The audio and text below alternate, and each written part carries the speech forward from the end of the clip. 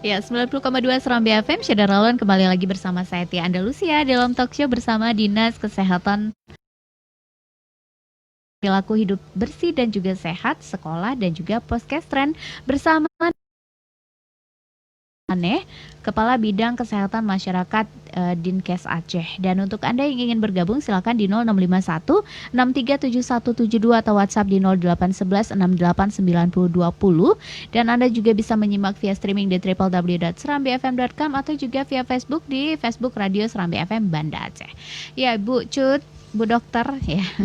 Ya, Bu Dokter, ini kan kalau mau dibuka pesantrennya atau juga dayahnya atau juga sekolahnya, sebenarnya apa sih yang harus dipersiapkan oleh sang calon siswa atau santrinya? Kalau tadi kan kita udah bicara tentang apa yang harus dipersiapkan dari pihak sekolah, tapi untuk pihak siswa atau juga santri yang akan masuk sekolah atau juga pesantren, apa yang harus dilakukan, Bu?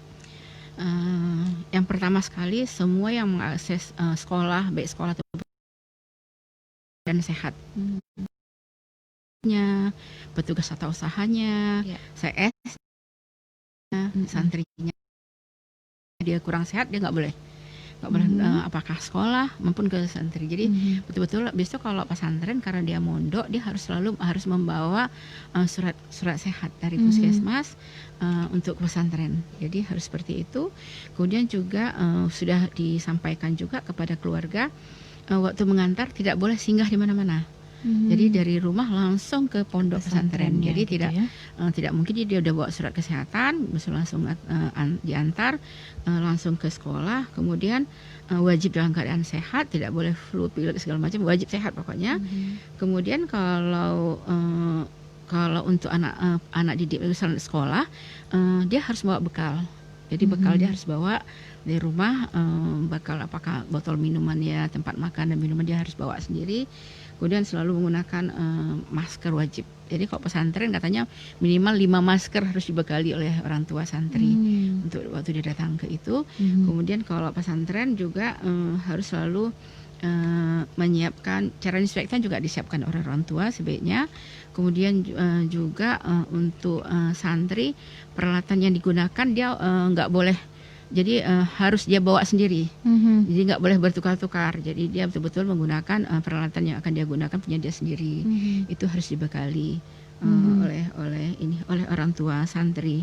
Kok sekolah juga seperti itu. Jadi nggak boleh anak nanti minjam ya, minta minum sama teman-temannya. Jadi betul-betul harus dibekali. Iya, tapi kalau di pesantren kan Bu ada fasilitas umum tuh, seperti mereka makan di ruang makannya gitu ya. Terus juga kalau tidurnya kan biasa satu kamar itu sampai rame gitu. Nah, apakah harus dibedakan juga selama COVID ini?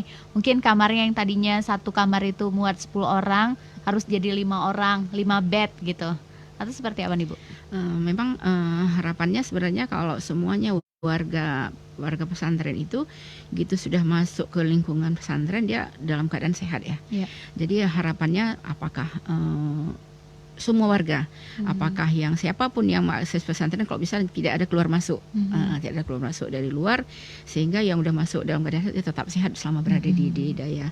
Kemudian juga kalau kamar itu tadi kan kita harus bisa memastikan sebenarnya kalau mereka santri tetap berada di situ dan dia memang sehat, insya Allah kan tidak ada masalah. Bisa juga mereka kan pasti tidurnya nggak mungkin ya sampai dempet-dempet ya, pasti ada jaraknya. Beda bed gitu ya. Beda bed. Kemudian tempat-tempat umum yang mereka gunakan juga harus dijaga kebersihannya, jambannya ya, kamar mandi, kemudian kamar tidur, alat makannya, belajarnya juga. Dipel, harus selalu dipel dengan cara disinfektan, itu wajib. Kemudian tidak boleh menyediakan tempat-tempat yang bisa misalnya gini, tempat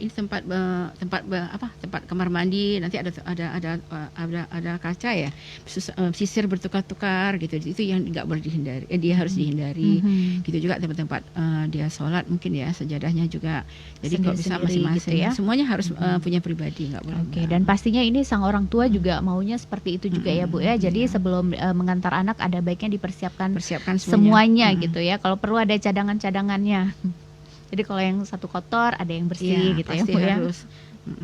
Oke. Baik Ibu, kalau untuk sekarang ini ya sebenarnya apa sih Bu tantangan terberat dari Dinas Kesehatan Aceh di masa AKB dalam proses mensosialisasikan protokol kesehatan khususnya sekolah dan juga pesantren? Pasti. Jadi kita terus terang tantangan paling berat ya saat ini ya. Karena kasus seharusnya kan makin lama makin menurun ya, atau landai dan turun. Tapi kok kita kok rasanya makin banyak ya, makin itu sebenarnya makin banyak pun karena yang diperiksa segitu. Pokoknya setiap ada di swab pasti ada sebagian 30 berapa persen udah ada yang positif gitu ya. Bagaimana apakah orang yang tidak ada, kan ada orang tanpa gejala ya. Jadi orang tanpa gejala apakah orang nggak diperiksa itu dia pasti sehat ya. Jadi makanya menerapkan dalam kehidupan sehari-hari protokol kesehatan itu wajib. Jadi protokol kesehatan itu di mana saja, kapan saja wajib dia gunakan, seperti masker, karena kita tahu dengan masker itu kan sangat bagus ya untuk menghindari penularan. Jadi kadang-kadang kita pakai masker bukan kita takut tertular, kadang bisa juga kita yang bisa menularkan pada orang lain ya. Kemudian juga physical distancing ya sekarang juga di kantor, padahal kita sudah 50% ya yang bekerja gitu. Gitu juga, tapi tetap aja kerumunan masyarakat di pasar, di warung-warung kopi tetap ramai ya. Sekarang acara walimah ya sudah mulai lagi ya. Jadi seharusnya masyarakat gini, dia harus takut. Jadi walaupun dengan isu segala macam, percayalah COVID itu ada gitu ya, dan bisa kena siapa saja. Jadi jangan dengan anggota keluarga nggak apa-apa lah berpelukan berapa sekali berjumpa dengan anggota keluarga, kan dia sehat. Kita nggak tahu, kadang-kadang orang tanpa gejala kan dia punya virusnya di dalam tubuh dia gitu. Jadi kita semua orang harus kita curigai. Jadi syaratnya harus terapkan protokol kesehatan. Apakah pasangan kita, anak kita, saudara kita. Jadi kalau misalnya yang baru pulang dari sekolah, misalnya sang muridnya pulang sekolah itu langsung pulang terus juga langsung membersihkan diri ya Bu ya, sebelum masuk ke rumah. Wajib. Jadi siapapun yang aktivitas pulang kok bisa. Jadi kita keluar rumah hanya betul-betul yang harus to the point aja lah pokoknya yang ya. penting. Kemudian kalau bisa dihindari, kita bisa hindari gitu, pulang langsung mandi, langsung berganti pakaian. Nggak pakai nongkrong-nongkrong lagi pokoknya. Nongkrong. Secara disinfektan harus wajib di dalam tas ya. Semua ada tempat ya, mungkin di tempat ada, tapi yang kita kadang-kadang sabunnya nggak ada Bu. Kita harus punya sekarang kan udah murah ya. Sekarang udah gampang didapat udah kayak murah. Awal ya. Udah cuma belasan ribu aja udah gampang sekarang setiap saat. Apalagi kita kan pegang uang ya. Uang itu kan berpindah-pindah. Iya betul. Itu paling rasanya uang itu paling riskan ya. Jadi kita kadang-kadang pegang uang habis itu langsung makan. Karena kita disuruh kena pakai masker, dengan masker juga menghindari kuman masuk. Kemudian kita menghindari kita menyentuh tubuh, mata, hidung dan wajah mulut. Ya pokoknya. Jadi jalan masuk itu kan bisa dari mata, bisa dari hidung dan dari mulut. Dengan kita menggunakan masker, jadi tetap jadi kita agak terkurangi menyentuh itu. Kok kami pemerintah Aceh malah face shield itu wajib lagi. Ya wajib ya. Iya Bu, kami juga seperti itu Bu. Cuma ini karena kita lagi talks. Oke, Bu dokter, terus ini kan kita sudah memasuki segmen terakhir nih talk show interaktifnya. Ibu silakan memberikan closing statement-nya Bu mengenai tema kita hari ini yaitu PHBS sekolah dan juga Puskestren. Sebenarnya PHBS sudah lama ya, tapi dengan COVID ini kita mulai lagi mengingatkan, ayo terapkan PHBS di mana saja, apakah di sekolah, di kantor maupun di rumah, wajib harus melaksanakan PHBS. Karena tahu dengan berperilaku hidup bersih dan sehat, insya Allah kita akan terhindari dari kita kemudian berperilaku hidup bersih dan sehat itu akan terhindari.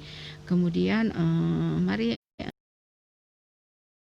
kita terapkan dalam kehidupan sehari-hari protokol kesehatan wajib ya. Jadi kita protokol kesehatan ya, karena dengan kebiasaan baru kita sekarang hidup di zaman sekarang, tapi ada hal-hal yang harus kita lakukan.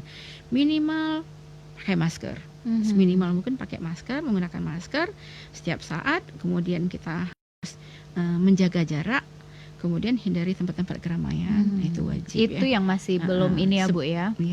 Iya, takutnya banyak yang mengeluh seperti ini Bu. Wah ini anak nggak dikasih sekolah, tapi pasarnya rame ya salah sendiri orang tuanya kenapa Pergi dibolehkan anaknya untuk keluar gitu ya. Harusnya sang keluarga dan juga sang anak juga ya memang harus tetap social distancing juga Iya. sendiri gitu ya. Oke, jadi memang seperti itu Bu. Memang Iya. COVID itu ada, so kita harus Cuman cuma kayaknya nganggap menganggap liburan aja. mungkin gini, kita lihat di mall ya, tetap Mhm. rame. Di sekolah ini nggak boleh sekolah, tapi tempat-tempat hiburan anak-anak kok jadi rame ya. Mhm. Jadi seperti anak-anak rekreasi aja ya. Jadi seperti itu.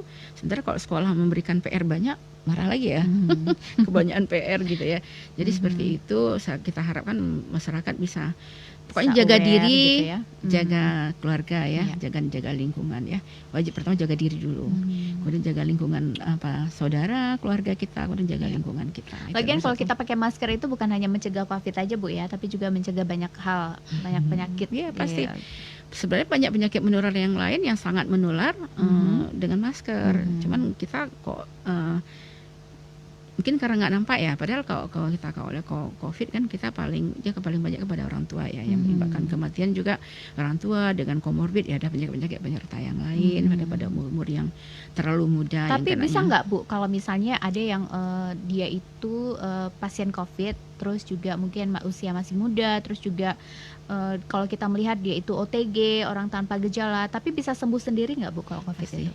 Dengan Jadi- isolasi sendiri, dia sadar, wah kayaknya nih kayak kena COVID nih. Mungkin kan ada orang kayak sadar gitu, terus langsung minum paracetamol mungkin ya. Terus juga isolasi mandiri, terus juga dia makan makanan sehat. Itu bisa sembuh Bisa. nggak Bu? Bisa ya? Karena kan dengan ya, jadi gampang jadi orang OTG itu kan orang tanpa gejala, dia nggak perlu minum obat-obatan karena dia memang nggak ada gejala apapun. Tapi dia curiga mungkin gini, kita berada di tempat keramaian, jangan-jangan, nah jadi dia perilakunya, dia udah mencurigai perilakunya sehingga dia menyangsikan bahwa dia sudah terkena, mungkin gitu ya. Cuman karena sekarang juga mungkin melakukan swab juga nggak segampang pergi langsung dapat hasil kan kayak gitu ya. Jadi dia langsung kita udah tahu bahwa kita curiga atau kita pernah bersentuhan erat dengan orang lain, kita yang nggak tahu orang lain itu seperti apa. Kemudian kita harus mengisolasikan diri. Jadi sebenarnya isolasi itu mencegah kita menularkan pada orang lain. Iya. Itu paling itu. Kadang-kadang orang masyarakat suka gini, isolasi mandiri. Dia mengisolasikan diri, dia nggak keluar rumah, tapi dia bergaul erat dengan anggota keluarga, itu juga nggak boleh. Jadi sekarang isolasi mandiri betul-betul dia sendiri. Jadi nggak takjil fisik, pakai masker juga seperti itu. Bisa minum-minum makan makanan bergizi, minum vitamin. Itu bisa membantu ya Bu ya untuk meningkatkan mengatasi daya tahan tubuh. Jadi kan Jadi memang dia daya tahan tubuh itu yang paling penting berarti ya paling di masa penting daya tahan COVID ini tubuh. ya. Oke, baik, luar biasa Ibu informasinya untuk hari ini, dan mudah-mudahan nanti ke depan bisa datang lagi Bu, bisa memberikan informasi yang lebih luas lagi pastinya untuk Syedaralun ya. Dan untuk Bu Cutmane, terima kasih banyak atas atensinya. Terima Sama-sama, kasih banyak Tia. sudah datang ke studio Serambi FM, dan selamat beraktivitas kembali. Terima kasih. Baik Syedaralun, demikianlah talkshow kita bersama Dinas Kesehatan Aceh dengan tema perilaku hidup bersih dan juga sehat, sekolah dan juga podcasteran. Terima kasih banyak atas atensinya. Tetap jaga diri Syedaralun, tetap pakai masker, tetap physical distancingnya juga Tidak tetap keluar rumah. harus dilakukan ya. Kalau keluar rumah tuh kalau perlu-perlu aja, misalnya kantor, terus away. langsung pulang gitu ya. Kalau mau beli makanan take away gitu. Jadi memang COVID itu ada, dan tentunya kita semua jangan sampai terkena COVID, dan kita harus memutus rantaikan penyebaran COVID-19 itu. Baik Syedaralun, terima kasih banyak atas atensinya. Saya Tia Andalusia pamit undur. Assalamualaikum warahmatullahi wabarakatuh. Waalaikumsalam.